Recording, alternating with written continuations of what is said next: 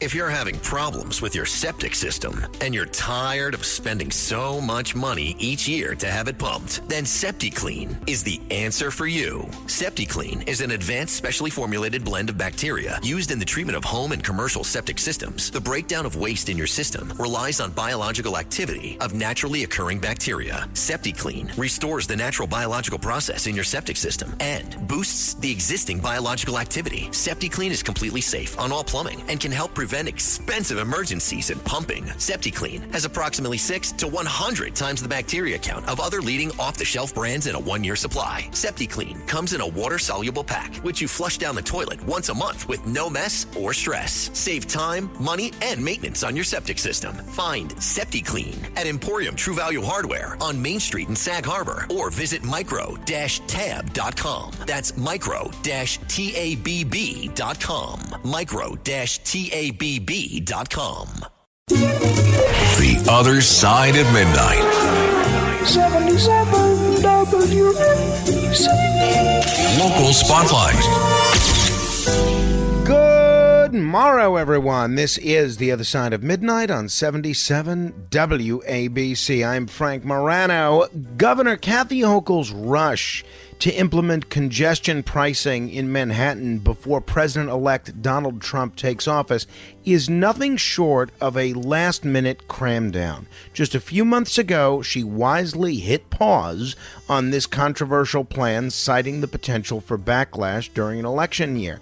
But now, with the election behind her, Hochul is attempting to revive it, throwing New Yorkers under the proverbial bus for yet another tax, this time simply on driving into Midtown. Let's be clear. Congestion pricing will hit middle-class New Yorkers hard, the very people who keep the city running, teachers, firefighters, and police officers who rely on their cars to commute, not to mention a radio talk show host or two. The toll, rumored to be about $9 after the initial toll of $15 was seen as too unreasonable, would be one of the highest of its kind, and that money wouldn't even go directly to improving our streets or reducing congestion. It's meant to shore up the MTA's capital plan, which has seen its fair share of funding mismanagement already. Why should ordinary New Yorkers pay the price for the MTA's financial troubles? Now, with a new administration about to step in, there is hope. Trump, a New Yorker himself, at least originally, has consistently voiced opposition to congestion pricing, even pledging to terminate it in his first week back in office. And he's already appointing New Yorkers to a number of key roles, including Lee Zeldin as the new head of the EPA, which suggests he might prioritize policies that won't stifle our city with additional taxes and fees. There's a clear mandate here, a rejection of Hochul's rush to tax and spend, and it would be reckless for her to ignore it. Hochul should respect this shift and allow the incoming administration to take a closer look at congestion pricing. Her attempt to force it through at the 11th hour disregards the voices of New Yorkers who voted in favor of change. If she truly believes in good governance, she'll hold off and work with Trump's team to find solutions that actually address New York's congestion and pollution issues without hitting the wallets of hardworking commuters. The pushback from both sides of the aisle should tell her something. It's time for Hochul to listen and not double down on a policy that does nothing but drive people out of the city. Beam me up! To be continued. This episode is brought to you by Progressive Insurance. Do you ever find yourself playing the budgeting game? Well, with the Name Your Price tool from Progressive, you can find options that fit your budget and potentially lower your bills. Try it at Progressive.com. Progressive Casualty Insurance Company and Affiliates. Price and coverage match limited by state law. Not available in all states. The Other Side of Midnight. 77 WABC. Local Spotlight. Good morrow, everyone. This is The Other Side of Midnight on 77 WABC. I'm Frank Morano. The blame game in politics. It's an old tradition, but this one takes the cake. Brad Lander, the New York City controller and a Democratic candidate for mayor, has decided to point his finger at, wait for it, President-elect Donald Trump for a brush fire in Brooklyn's beloved Prospect Park. Now, for anyone wondering what Trump has to do with a fire in a public park, well, so are the rest of us. Here's Lander's reasoning, which is like something out of an absurdist play. He claims the fire is, quote, because of drought accelerated by climate change, close quote, which he attributes to Trump and other conservatives rolling back climate action. His conclusion, Trump's policies are burning down the things we love. So to recap, a small brush fire in a park becomes Trump's fault, even though the man hasn't even taken office yet. Now, don't get me wrong, climate change is a legitimate concern and absolutely worth addressing. But to imply that a brush fire in Brooklyn is somehow the direct responsibility of Donald Trump and his policies, even before he's in office, well, it feels like a bit of a stretch, doesn't it? A stretch that rivals the Manhattan skyline, one might say. What Lander's doing here is what we call political theatrics, or perhaps climate change finger-pointing. It's almost like he believes that if you simply link every problem, even local fires in a Brooklyn park, to the big bad Trump, you'll score points with the left-wing base. But blaming a brush fire on someone who hasn't even taken the oath of office yet? It's almost as if Lander's trying to tell us that Trump has supernatural control over New York's weather. As much as some politicians would love to make Trump responsible for every weather event, let's be realistic. This brush fire happened during an unusually dry spell across the Northeast. New York City, like much of the region, has seen less rain, which makes brush fires more likely. It doesn't take Trump or any particular policy to explain why dry weather might lead to fires.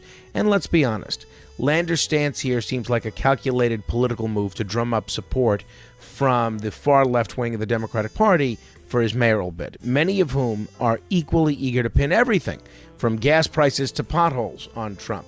Councilman Bob Holden, one of the rare moderates in the city council, put it bluntly, calling Lander's remarks a sad attempt at pandering and dubbing him Brad Pander. And honestly, he might be onto something with that name.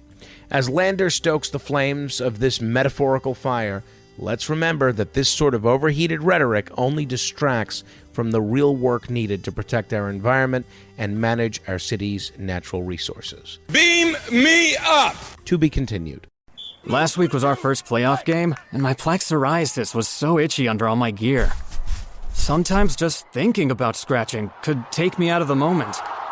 And then my doctor told me I could get clearer skin with a pill called Otezla.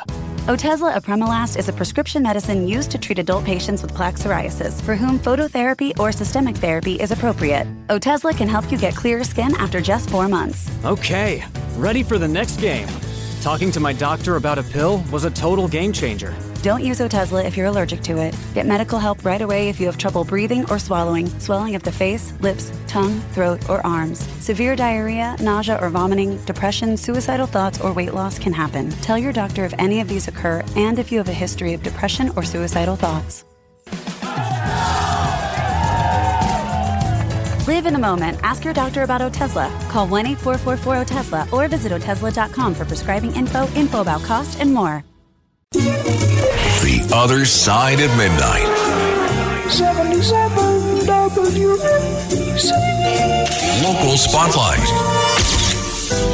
The trial of former Marine Daniel Penny, who stands charged with manslaughter in the death of Jordan Neely, resumes today after a break for Veterans Day. And as I read through the witness accounts and courtroom testimony that were heard a couple of days ago, and by the way, these are from prosecution witnesses. I want to make very clear. This is not defense witnesses. I find myself more convinced than ever that this case never should have made it to trial. It's clear that Penny acted to protect others in a terrifying situation, not with any intention of causing death. Consider the testimonies we've heard so far. Witness after witness has described Neely, that's the man who unfortunately died here, as erratic, unpredictable, and frightening.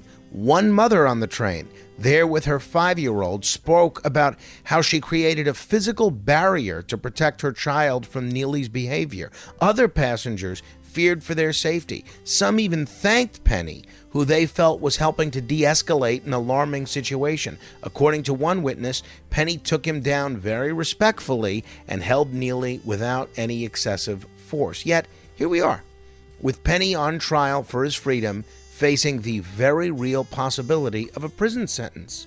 Why? Because Manhattan District Attorney Alvin Bragg decided this was a case for the courts. And I say, shame on D.A. Bragg for bringing this case forward. Now the prosecution claims that Neely's outburst only lasted about 30 seconds and argues that Penny held him for too long. But anyone who's been in a dangerous or chaotic situation knows that a few seconds can feel like an eternity, especially when you're in a packed, enclosed subway car. Penny didn't just react impulsively. He responded to a situation that others felt was threatening. He held Neely because passengers were clearly in fear for their lives. Let's be realistic here. Penny didn't board that train looking for a fight. He's a veteran who acted to help civilians in a confined space where people felt trapped and terrified. The unfortunate death of Jordan Neely doesn't change the fact that Penny's intentions were to protect, not harm. If anything, it's a tragic outcome of a frightening situation, not a crime. I hope that the jury sees this case for what it is and reaches a swift acquittal. Penny's actions were those of a concerned citizen, not a killer. And D.A. Bragg, instead of prosecuting someone who was trying to help, should focus on cases where there's true intent to harm. This trial feels like a punishment for stepping up to protect others, a message that could deter good Samaritans in the future. Let's hope common sense prevails and Penny is able to walk free as he should. Beam me up! To be continued. Acura's all-new ADX, a compact SUV that isn't just built for one thing, it's precision-crafted for everything. To escape the grind with available all-wheel drive. To go with your flow with available Google built-in. Hey Google, turn it up. Okay, turning up the volume. And crafted to be heard with an available Bang & Olufsen premium sound system. The all-new Acura ADX, crafted to match your energy. Acura, precision-crafted performance. Take your vibes and go, go, go, go. Google is a trademark of Google LLC. The Other Side of Midnight. 77 WABC. Local Spotlight. The tragic death of Peanut the Squirrel and the outrage surrounding it is a situation that demands answers. How did we reach a point where state agents conducted a full-blown raid on a quiet upstate home to seize a pet squirrel, only to end in the senseless death of Peanut and a raccoon named Fred? It's disturbing and, frankly, an outrageous example of government overreach. For background, here's what we know. The New York State Department of Environmental Conservation, or the DEC, launched a raid on Mark Longo's Pine City property, an animal sanctuary where he cared for Peanut and Fred. These animals were not just wild animals, but rescued pets with emotional and even internet-famous connections to the family and many online followers. Yet, DEC agents, citing rabies concerns, seized both animals and euthanized them, decapitating them reportedly in the process to test for rabies, even though Peanut had reportedly only nipped an officer who was wearing protective gloves. But where are the test results? Rabies tests are typically available within 48 hours, yet more than a week later, we've heard nothing. This delay only adds to the issue that something went terribly wrong here. Despite Governor Hochul's promises for transparency, we're left in the dark. The DEC refuses to release test results, instructing reporters to file Freedom of Information requests. Well, you know what? I will. Why the secrecy over a supposed public health risk? Mark Longo, heartbroken and furious, deserves answers, and so do we, the public.